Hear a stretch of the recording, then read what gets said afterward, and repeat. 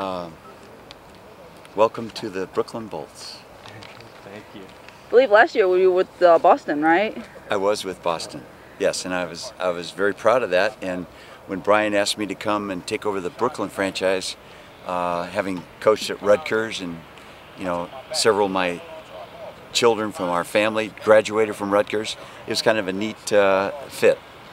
What did you think of the Brooklyn team last season when you saw them? I felt like they were well prepared. They did a great job of playing tough in the fourth quarter. We lost a couple of really tight games to them, and that's a credit to their fourth quarter. Eli was one of the guys that showed up at your tryout, I think, on Sunday. What did you see from him that made you guys decide, we want to add him to the roster and take him on here? Well, first of all, we saw explosion, and we just felt like he appeared to be light on his feet, and we thought, hey, let's do it. Is he one of those guys that this is what this league is about, where he's a guy that picked up football a couple of years in college, is still learning the game, has the athleticism, but maybe needs the extra coaching, needs the extra reps in live games? We've believed that, yes, and he understands that quite well. A lot of his basketball background is what it is, and so he brings that athleticism. But he's got a neat mentality. I mean, even when you just converse with him, he's got that look in his eye like, Coach, I know where I need to go and I know how to get there. So we think he's got at least the demeanor to get to the next level. Now, whether he can play at that level, that's for the NFL coaches to decide. How do you feel about the league in its second year and its progression? Well, first of all, I look back to my, and I've been coaching for a while, and I look back and I said that was one of the most fulfilling seasons I've ever had as a coach, because I saw a group of 38, 39 young guys who were really pioneers, and they came out of nowhere to start up a league, and they played the game with great passion, even till the very end. We lost our final game of the season in Omaha with a 52-yard field goal kick with 2 seconds remaining on the clock after we had just gone up to win. So we lost that game, and in the locker room, it was like we had accomplished something that no other team could have ever accomplished. I mean, it was a great chemistry, and I'm sure the Brooklyn team had that, and that's why I think this year the league has a little bit more tradition. Sure, we're gonna have some struggles, the financial end of it, fan recognition end of it, but we've got some guys just like last year that understand what this league can allow them to do, and so that's even a more jump start than it was last year. So I'm very excited about it. For you as a coach, how special was it to see a guy, because there were quite a few guys that eventually made it to the NFL, so how special was that for you just to see them make it to that point? And well, every time I heard one of our, at the time they were the Boston Brawlers, every time I heard one of the former players sign a contract with the NFL, it made your heart jump a little bit. And I remember looking out at the Brooklyn team and looking out at the Omaha team last year, and they seemed to have as much talent as anyone in this league. And I'm sure a number of their players went on to sign as well. But when we had a nice group of players signed from our Boston Brawler team, it was pretty special for me. Yes.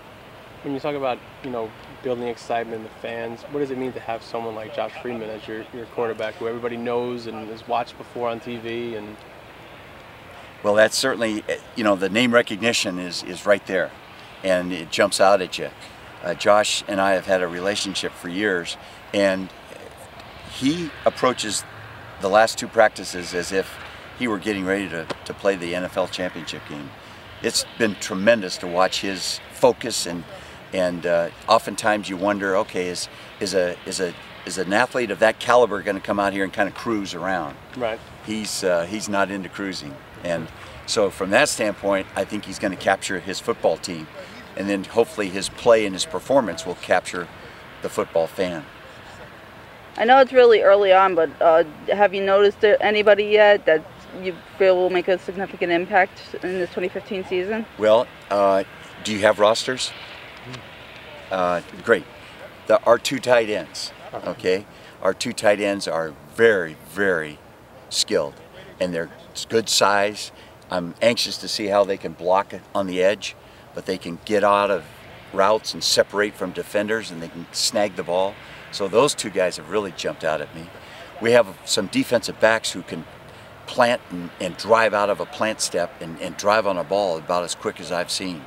And of course, I had one of them last year in Trey Wolf, and he went on to play for the Redskins in the off season and in training camp this year, and then was one of the released players.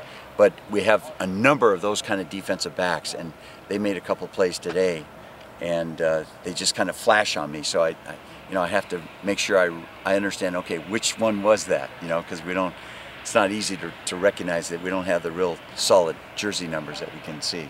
But I think the defensive secondary is very talented, and all 6 of them right now can play corner, and you don't find that very often. I remember Ronnie Lott, the great player who played at the 49ers. He came out of college, and I really believe back then, I remember him being a cornerback. He ended up playing his entire NFL career as a Hall of Fame safety. So we have some of those kind of guys that can play safety as well, but they're cornerbacks by trade. I guess just thoughts on Carleigh Taylor, one of your defensive linemen, who's a Cardinal Hayes guy, a local guy. Yeah. First of all, we're going to play with a 4-down scheme, and we're going to rely on Carleigh, and for that matter, all 4 of them. I think it's too early for me to comment. We Okay. don't have film, and what I have to rely on is the input from the coaches, particularly Eric Hicks, who coaches Taylor. What have they told you about him? Well, they said he's got a great first step, and that tells me a lot about a defensive lineman. How is this year different from you than last year? Because last year it was just sort of like, hey, well, here's the Fall Experimental Football League, and welcome to Boston, New York, etc. How is this year different for you so far, aside from being in New York? Well, I think it allows me as an experienced coach, a coach who has not gone through this experience, can get distracted easily, because there's so many hiccups in the process, whether it be the bus is late or the subway is not, and we're, the trainers didn't show up on time or whatever it might be. And so I tend to kind of allow that to not distract me, and consequently I know once we step between the lines, it's all about the game, and that's when I enjoy it the most. I've got to wear lots of hats because that's the nature of the head coach in this league, and we don't have all that support personnel that you have in other organizations. So I end up doing a lot of different things, but once I get between the lines, man, it's like going on a 7-week vacation. You had the to Lake Tahoe. You had the opportunity to experience the Bolts fans last year as a visiting coach. What will it mean for you to now be the head coach of the Brooklyn Bolts? Well, we're going to make sure they know that we really appreciate them. I remember, especially in that section back there by the end zone, man, that reminded me of my NFL days when we used to go into the Oakland Coliseum and play the Raiders. Yeah, and sure, we didn't have 55,000, but that same element and that same chemistry of people, it's man, I feel like I'm playing the Raiders. So yes, I'm going to really appreciate that part of it, and we hope we can, I want them to be able to leave the stadium saying, that football team was well coached and they were well prepared. And that's what my objective is.